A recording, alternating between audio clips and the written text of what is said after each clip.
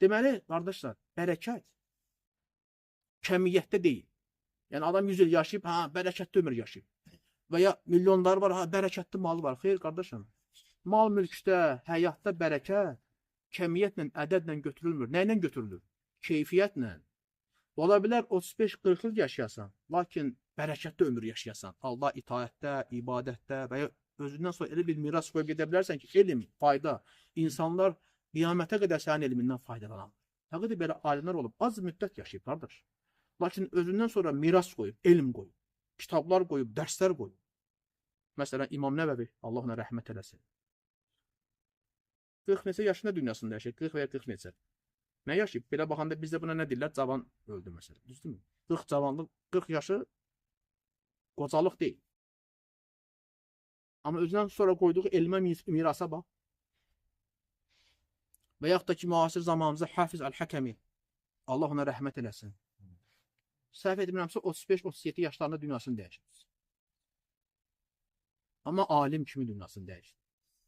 Özündən sonra miras qoydu geçir, faydalı elm. 18 yaşında tövhid babında 100 və 200 unutmuşam.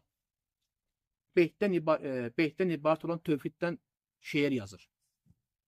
Sonra o yazdığı şeiri də deyəsən 200-dən çoxdur beytin sayı, unutmuşam. Amma çoxdur.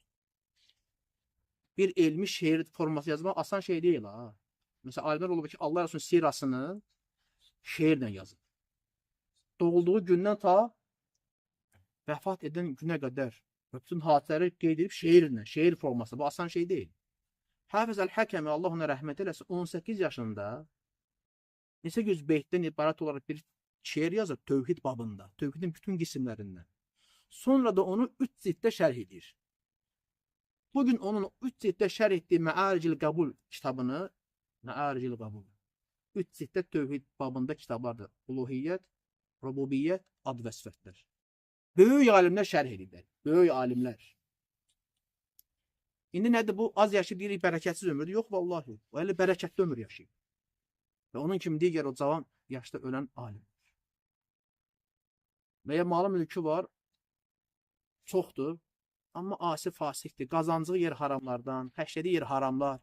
Vallahi malında bərəkət yoxdur, xəbərin yoxdur. Elə bilirsən ki, xeyir içindəsən. O adam elə zənn eləməsin. Vallahi zənn eləməsin. Bugün belə haram yollarla milyonlar qazananlar var. Elə bir ki, xeyir içindədir. Vallahi xeyir içində deyilsiniz. Bərəkətsiz maldır. Qoy az olsun, amma bərəkətli olsun, halal yolla olsun, halal yerlərə xərclə. 1000 olsun, 1000 manat olsun ayda qazancın. Amma qoy bərəkətli olsun. Ona görə deyirlər ki, ömürlü həyat, daha doğrusu bərəkətli həyat, az olsa da itaətli olan həyatdır. Ola da 35 il, 40 il yaşayır insan. Lakin itaət üzərindədir, ibadət üzərindədir, salih bir məndədir. Bəli, itaətli həyatdır, bərəkətli həyatdır. Və ya malı mülkü az olub, amma bərəkətli mal mülkdür. Çünki halal yerdən qazanıb və halal yerlərə xərcləyir. Nə olsun azdır. Bugün milyonları olub öyünənlər var. Bəlkə də halal yolla qazanmışsansa heç. Yox, orada haram varsa öyünməyə dəyməz. Həmisi nə olsun halal yolla qazanmışsan? Yaxşı, halal yerə xərcləyirsən? Yox, yenə öyünməyə dəyməz. Bərəkətsiz maldır.